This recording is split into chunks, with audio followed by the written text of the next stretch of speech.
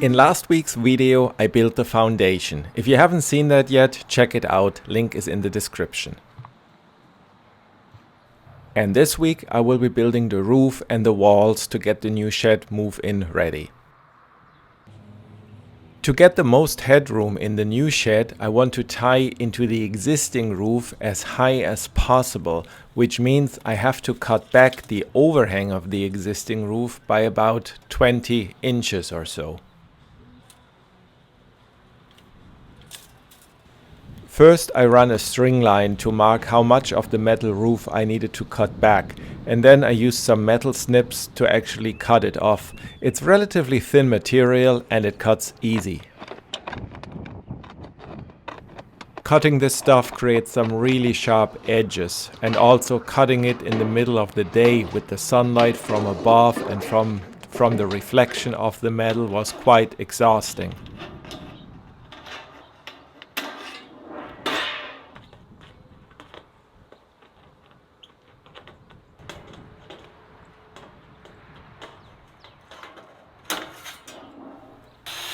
Then I attached a straight edge to the roof and lifted up the metal sheet so I could place the cut under what is later covered with those metal sheets. So really the OSB is now cut back inside of what the metal is covering.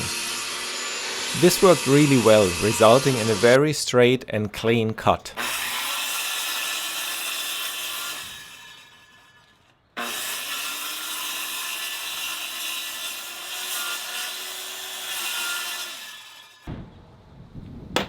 Now I had to remove the pieces I just cut out.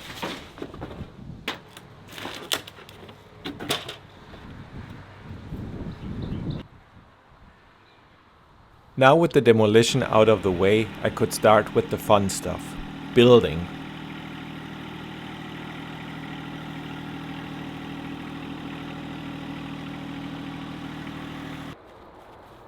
The wall is 18 feet long, so I used a 10 feet and an 8 feet 2x4 as the bottom and top plate.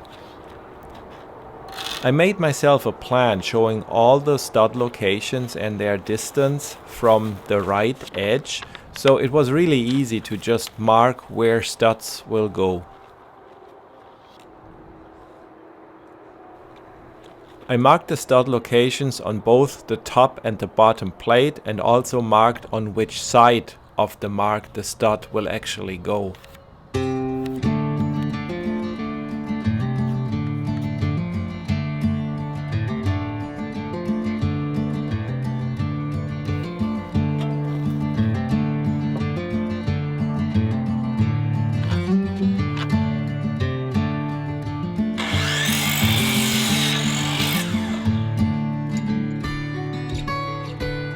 With the marked stud locations and a nail gun, this wall was put together in a couple of minutes. Really, it's super easy.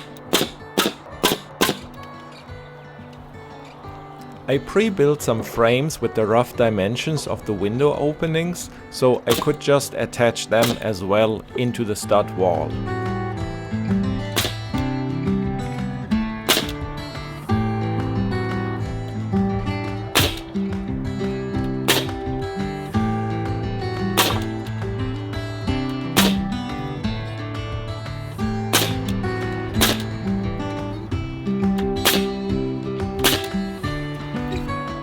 This pink foam stuff provides a little bit of cushion between the concrete blocks and the stud wall and smoothes out some of the imperfections in the concrete wall. It is not so easy to install it on a very windy day.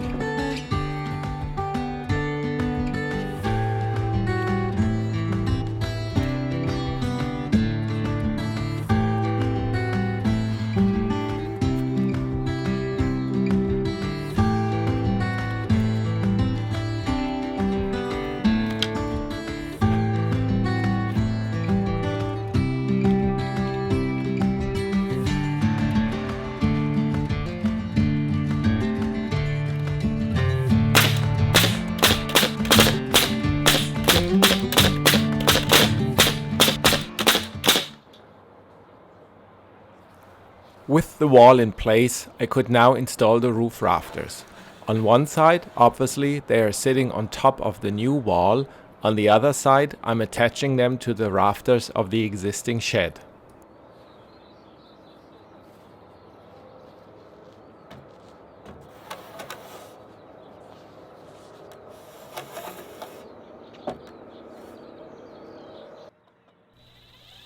First I'm just screwing them in, but later I went back with the nail gun and also put a few nails in, since nails have a better shear strength.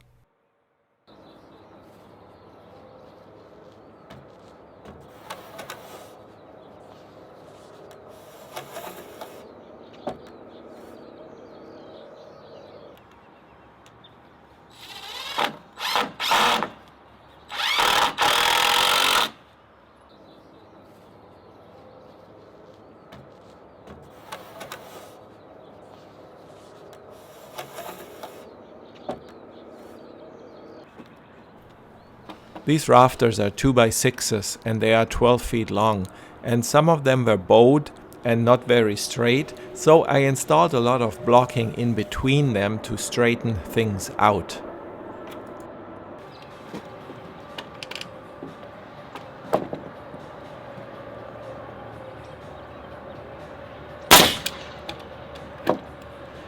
I measured the spacing of the existing rafters and then cut the blocking to the same dimension. That then ensured that those new rafters had the right spacing and it took out all the bowing.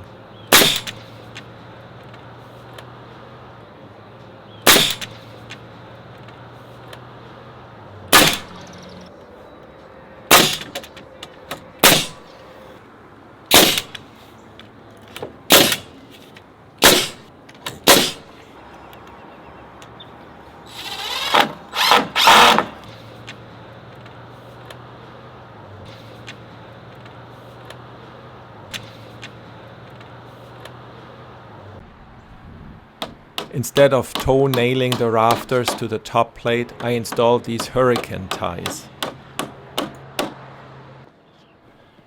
The roof has only a 5 degrees slope, so instead of cutting bird's mouth into the rafters, I just shimmed them.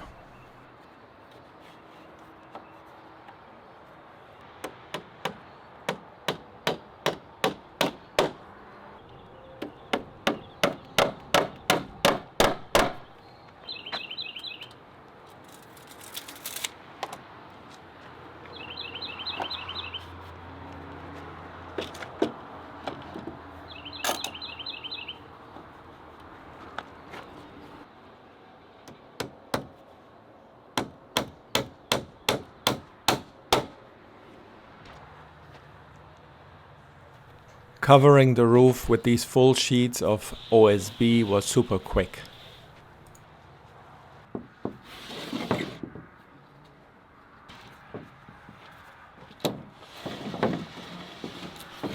The weather forecast for today and the next day wasn't too promising. It was very windy already, which made it a challenge to install those 2x8 sheets of OSB. Also, some rain was forecasted and I was afraid all the OSB and my bare wood would get drenched.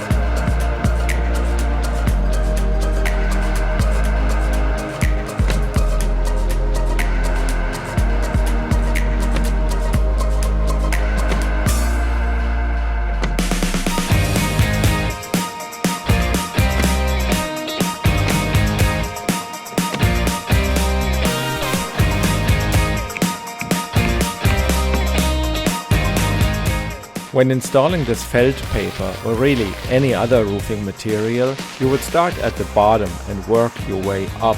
However, I started at the top and worked my way down, because this way it was way easier to tuck this felt paper under the existing roof.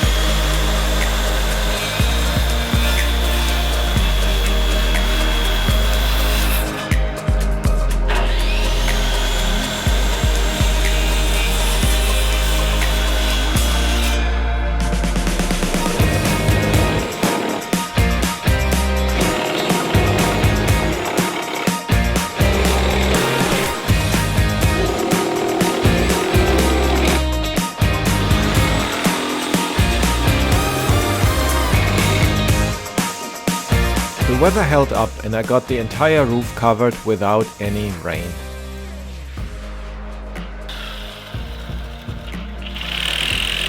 It was still very windy that day, so instead of installing the roof panels, I started to cover the walls.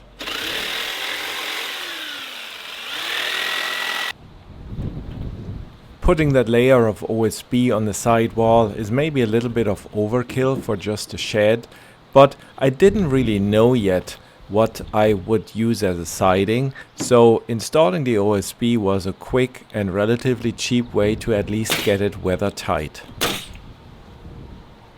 Of course, the OSB alone will not make it weather tight, so I will be adding a layer of the same felt paper that I'm using on the roof.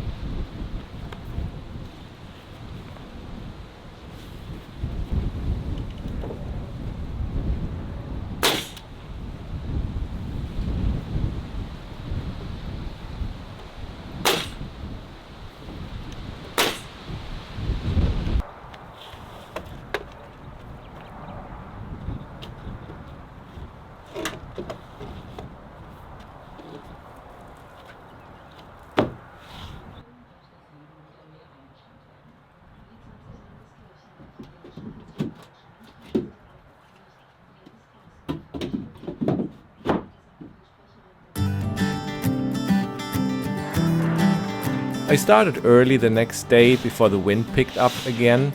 These roofing panels from Home Depot are a little over 24 inches wide, and when they overlap with the panel right next to it, each one covers about 2 feet.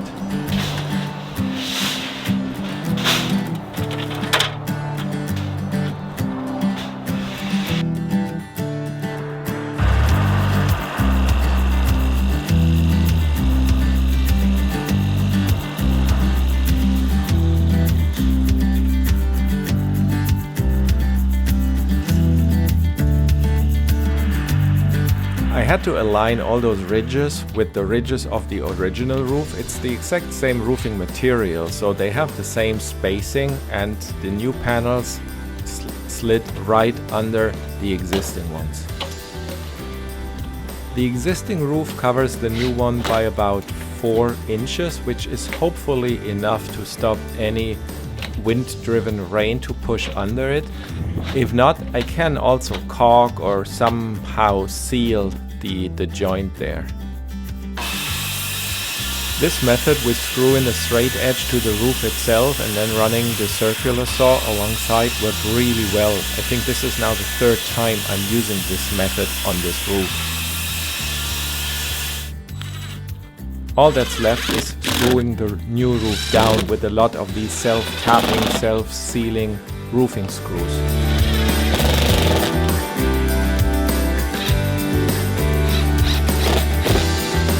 And now, to really get it watertight, I'm installing this felt paper, tar paper around the walls.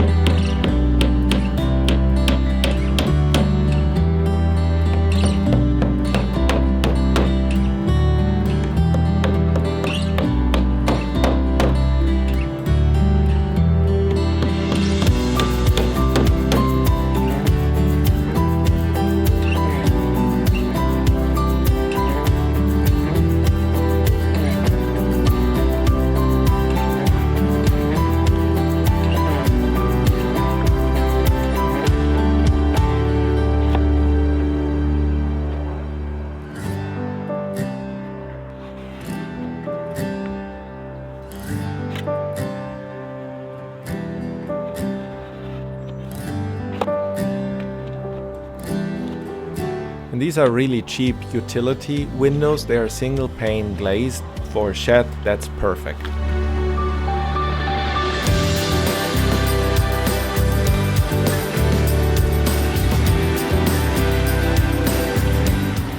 And that's it for this episode. There's still a lot of work to be done, but for now it is move-in ready, so I drove the tractor into its new home.